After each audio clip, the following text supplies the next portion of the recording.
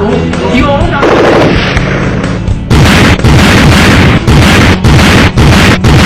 Kakain lang nila ako, pero pwedeng ibagpili kung kainin nila pa rin sa lupa. Hindi pa sabihin nun eh. Yung kakaibat lupa, hindi mahal doon. Gusto niya mapahama. Kanyang ba niya?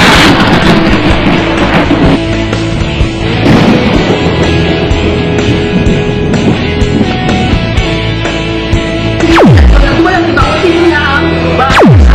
Katunayan lang nung sabi sa 4-4 na ng Kapitulo 7 at 15 ng Mateo. So, sa mga tuwid, yung conclusion ni Pastor Arthur na mga kasama doon yung bago is out of context at the same